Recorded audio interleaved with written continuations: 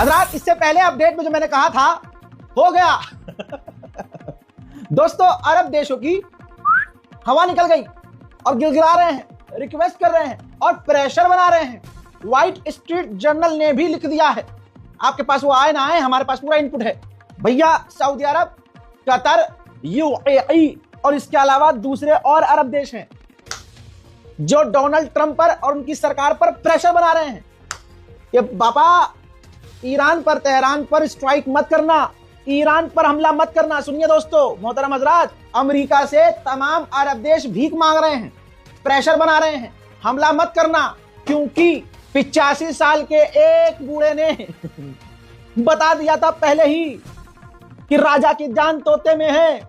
और ये तोता एक नहीं है, ये बहुत सारे तोते हैं, जैसे सऊदी अरब, यूएई, बहरीन, कतर सब, और ऊपर से भैया इजराइल तो है ही सबसे बड़ा तोता। और अभी कल के बयान ने जो ईरान की तरफ से दिया गया था, सारे अरब देशों को पहाड़ी की चोटी पर छुपने को मजबूर कर दिया है, जैसे इतिहास में हुआ है।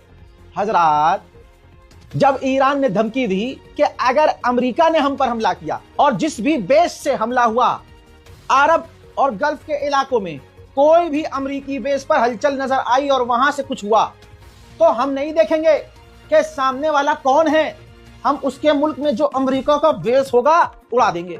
और अगर एक भी हमला हम पर हुआ तो पूरे इलाके में जितने भी अमेरिका के बेस हैं, यानी अरब देशों में जहां जहां बेस हैं, जिस भी देश में, तमाम अरब देश में, भाई ईरान सब जगह हमला करेगा। इस धमकी के बाद अरब देश जो अभी तक खुश हो रहे थे कि हाँ ईरान पर हमला, फौरन चूतर टाइट हो गए, भीचली टांगे उन्होंने, अरे बाप रे बाप अब क्या होगा। और दोस्तों, अमेरिका के आगे गिड़गिड़ा रहे हैं, हमला मत करना पापा, वल्लाह बीबी, हमला मत करना कभी भी। अब देखना यह है कि ट्रंप की जो नाक की बात है, क्योंकि ट्रंप इसके बावजूद कह रहा है कि हमला करूंगा, लेकिन यह कितनी बड़ी बात है कि अरब देशों की हवा टाइट है। हजरात, पता है क्या कहा है यूएई ने? क्या हमला मत कीजिएगा। सऊदी अरब ने भी कहा है हमला, क्योंकि अगर आपने हमला किया और ईरान जब पलटवार करेगा तो हमारी शिपिंग, हमारे जो टैंकर, हमारा ट्रेड और हमारा इंफ्रास्ट्रक्चर सब बर्बाद हो जाएगा और सब पर इफेक्ट पड़ेगा इस चीज का।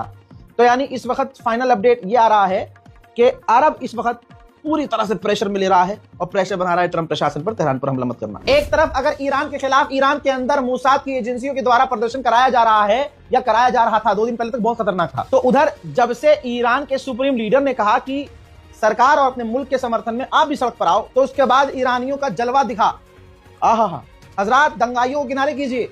ईरान के समर्थन में, सरकार के समर्थन में आज तीसरे दिन भी ईरान के लोग सड़कों पर हैं, सुप्रीम लीडर के समर्थन में।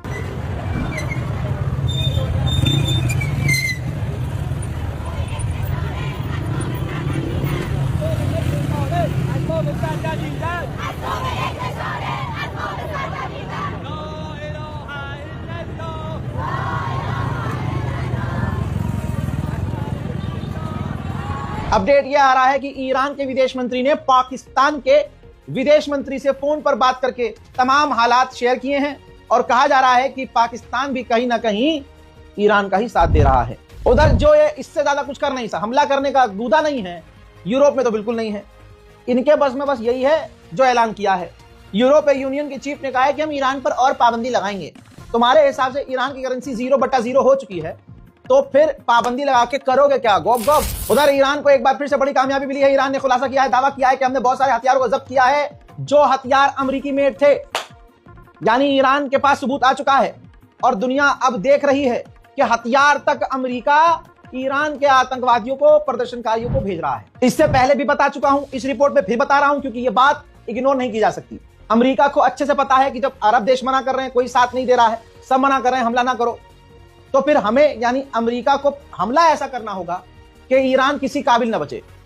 यानी ईरान पर इतना बड़ा हमला किया जाए कि ईरान न इजराइल पर, न अपने किसी दूसरे अरब देश के ऊपर हमला करे, न किसी मिलिट्री बेस को टारगेट बना पाए, और ऐसा हमला हो कि तुरंत ईरान की रिजीम गिर जाए। अभी भी इन तमाम अपडेट के बाद मेरे पास यह खबर आ रही है कि इस वक्त ट्रंप यही प्लान कर रहे हैं, इसीलिए समय लग रहा है कि ईरान पर इतना बड़ा हमला किया जाए कि ईरान किसी काबिल न रहे। सोचिए, मिडिल ईस्ट का जो एनवॉय अमेरिका का है, उसने शाह रजा पहलवी जो देश से निकाला हुआ है ईरान ने और वो ईरान पर कब्जा चाहता है, उससे बात की है, मुलाकात की है। आप याद रखिए, अमेरिका का यही फॉर्मेट है। जब वो किसी देश पर हमला करता है, कब्जा करना चाहता है, तो उसके विपक्ष की पार्टी से लिंक में आ जाता है, उसके विपक्ष के किसी एक व्यक्ति को लालच दिखाता है कि मैं तुम्हें यहाँ का राजा बना दूंगा, राष्ट्रपति बना दूंगा, और फिर वो बंदा और गद्दारी करता है, वो उस देश पर कब्जा करता है। लेकिन बाद में क्या मिलता है, जो अमेरिका का साथ देता है, अमेरिका उसको भी मुंह में लॉलीपॉप घुसा देता है, जैसा वेनेजुएला में अमेरिका ने किया। जो विपक्षी पार्टी की महिला थी, मतलब जिसने ही अमेरिका को उकसाया वेनेजुएला पर हमला करो, आज वो महिला को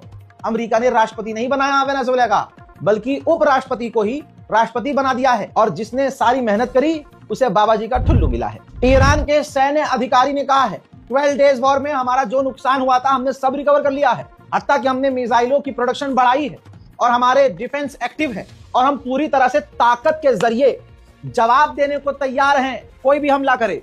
और अमेरिका और इजराइल हमारे मुल्क के अंदर ISIS दाइश भेज रहे हैं इन दंगाइयों के बीच। दोस्तों, कल ही ईरान की फौज ने कह दिया था कि कोई दंगाई किसी का सरकलम कर सकता है क्या, ये तो दाइश है। और अक्सर आपसे मैं बताता रहता हूं कि ये दाइश ISIS संगठन को पैदा करने वाला, बनाने वाला ही अमेरिका था। डोनाल्ड ट्रंप उत्पात नहीं चाहता है।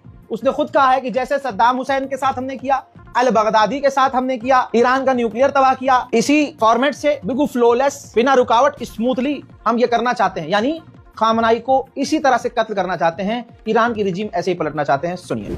We did al-Baghdadi, flawless. We did Soleimani, flawless. We did the Iran nuclear attack where we wiped out their nuclear capacity, which would have been very bad. You wouldn't have peace in the Middle East, flawless.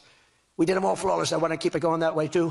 European parliament के अंदर ईरानी सदस्यों का, member of parliament का जाना ban कर दिया यूरोपीय union ने, जिसके बाद अब 12 घंटे के बाद ईरान ने स्टेटमेंट जारी किया है और कहा है कि ये जो यूरोपीय यूनियन ने किया है ना, इसका हम जवाब जरूर देंगे। कतर में अमेरिका का सबसे बड़ा बेस है, लेकिन इसके बावजूद मिडिल ईस्ट के सेंटोम का एक और बेस कतर के अंदर अमेरिका ने खोला है। एक और बेस अमेरिका का कतर के अंदर। हजरात, बीच में हुआ यह है कि इंटरनेट कुछ टाइम के लिए चालू हुआ। ईरान ने खुद जानकारी दी कि इंटरनेट चालू हुआ, और खबर यह भी आई कि इंटरनेशनल कॉल भी चालू हो गई थी।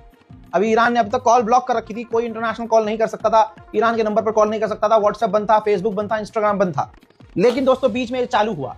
लेकिन जब ये खबर आई, इसके बाद हमने जब रिसर्च किया और अपने सोर्सेज से पता लगाया, तो पता चला कि नहीं, दोबारा से ईरान ने इंटरनेट को बंद कर दिया, दोबारा से कॉलिंग सर्विस को बंद कर दिया और सोशल मीडिया को इसी तरह से दोबारा से बंद कर दिया है।